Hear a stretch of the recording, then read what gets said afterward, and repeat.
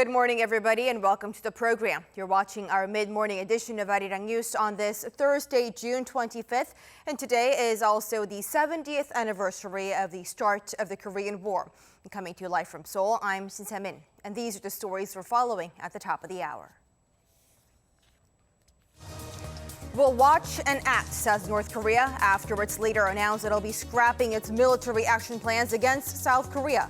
Is the regime testing its options with Seoul? We have the latest from North Korea. Hit hard by the COVID-19 pandemic, the IMF says global growth for the year will turn sour, dropping nearly 5%.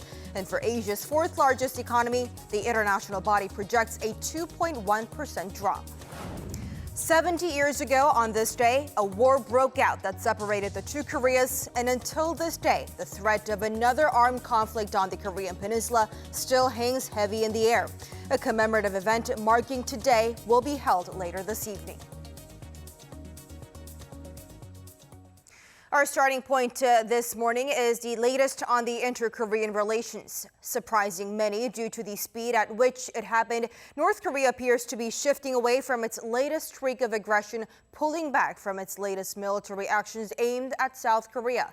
And adding on to that, a senior North Korean official says the regime's further actions could depend on South Korea's attitude and approach moving forward. Our Kim Hyo-sun leading us off. Is North Korea putting the brakes on its latest military actions towards South Korea, shifting away from its recent provocative stance?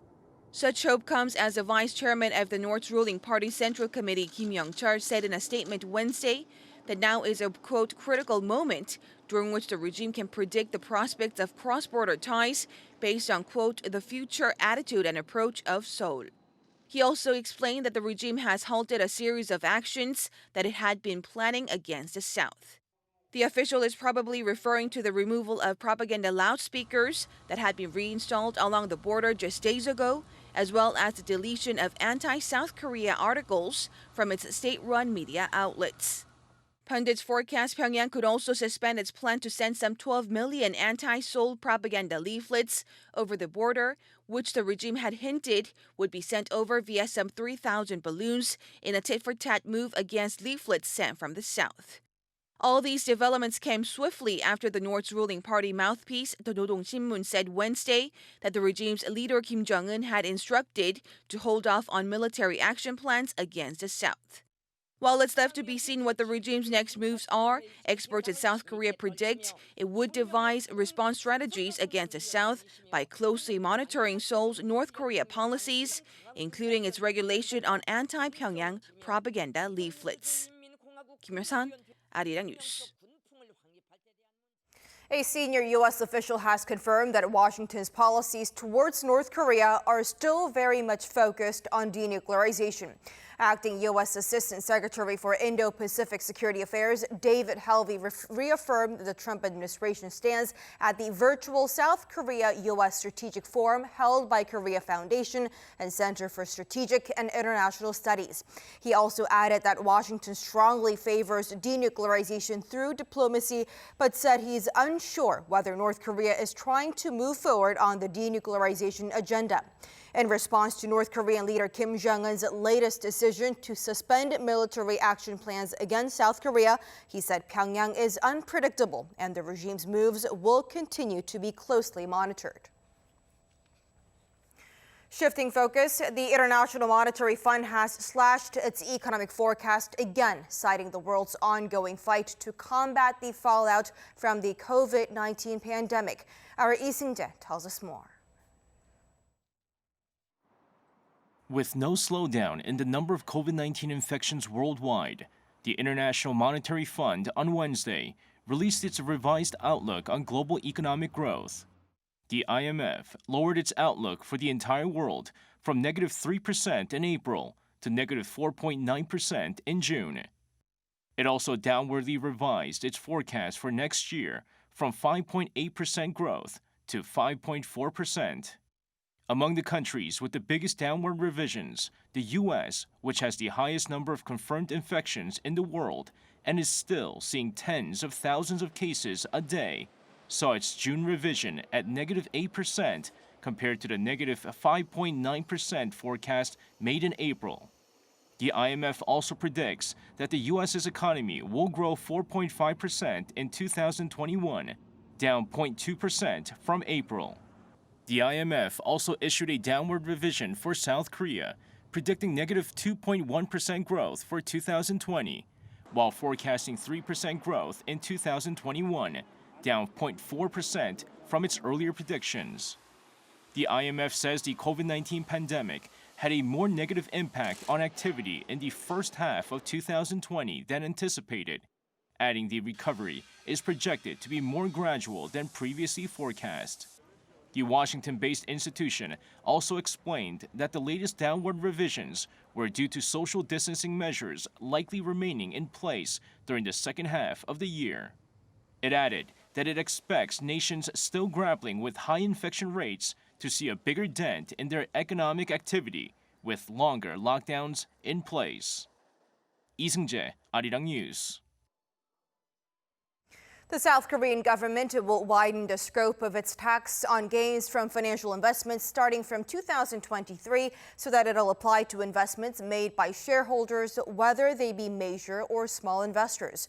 Currently, only those who own over around $831,000 in a single stock are subject to the levy.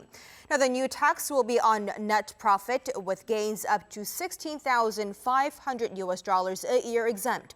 The new rule also allows tax deductions to be carried forward for losses within 3 years.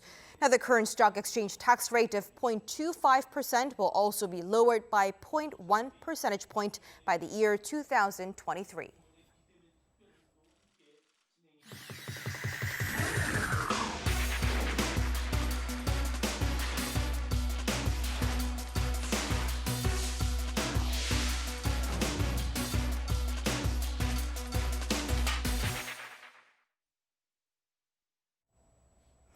An official welcoming ceremony for the 147 sets of remains from the Korean War will be held later this evening.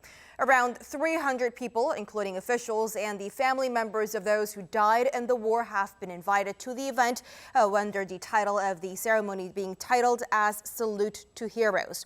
Now, the remains were brought home on Wednesday from Hawaii, where they had been taken for analysis after joint excavation work in North Korea in the early 1990s and following the first Kim-Trump summit back in 2018.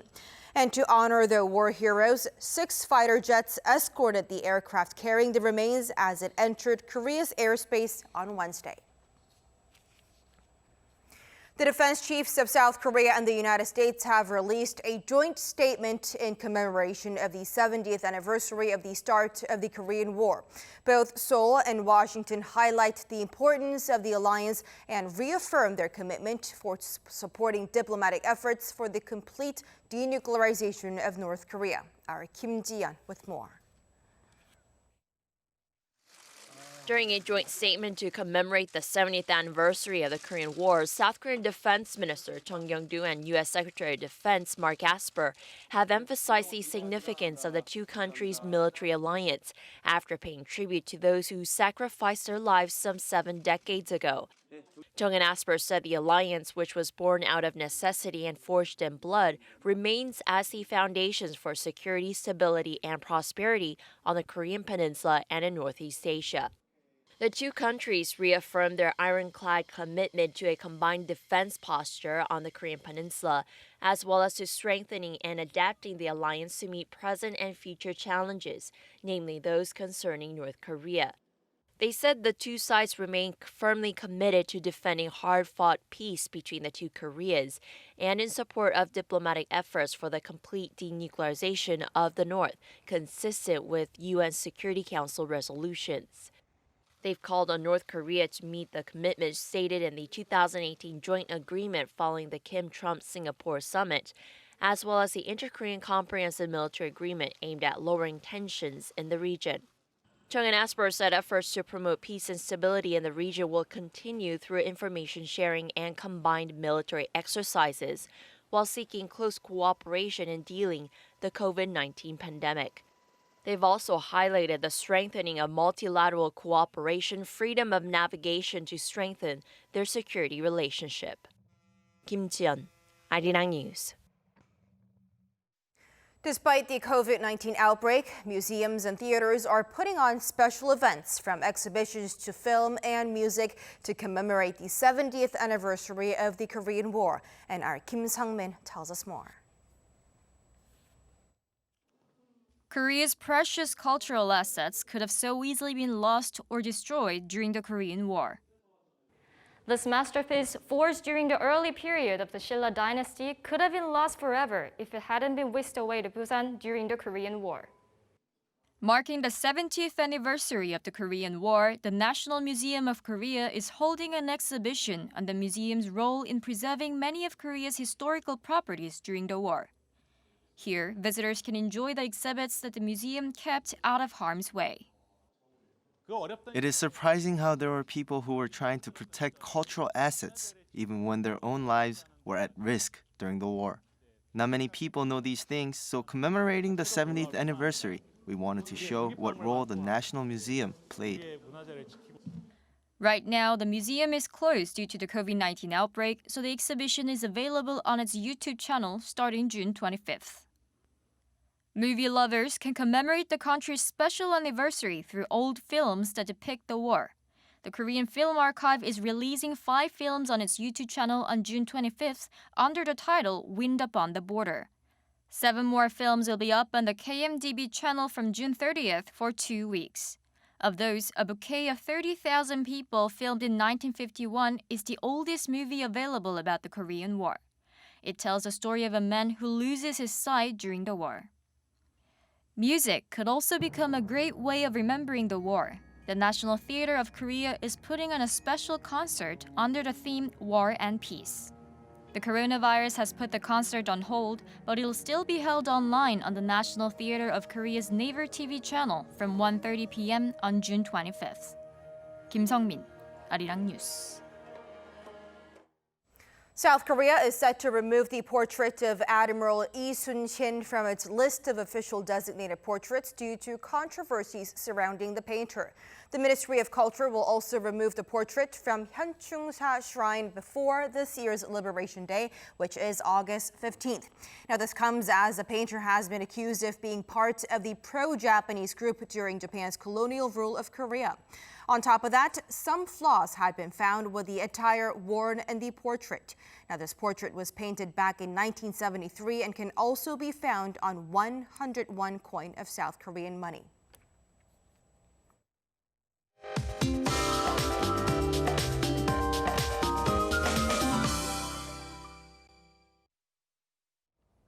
Good morning. This year's monsoon made it a pretty wet start yesterday. And for today, most of the thick rain clouds have moved out, but do expect light sprinkles if you're in the central parts of the country, while Jeju and the southern coastal regions will see 5 to 40 millimeters of rainfall into tonight. Temperature-wise, rain-affected regions will have similar to slightly lower daytime highs today, so Seoul will have another day with comfortable temperatures this afternoon. But Daegu and Pohang will notice a big rise in daytime highs today. In Gyeongju, we'll also see a high of 30 degrees Celsius this afternoon, while Seoul and Daejeon will make it to 25 degrees. And remember, when it does not rain, we'll be covered with lots of clouds with high humidity. The monsoonal front returns this weekend and will drop rain from Jeju and Jeolla Namdo province on Saturday, gradually spreading to the rest of the country. And do expect wet conditions into early next week. That's Korea for you, and here's the international weather for viewers around the world.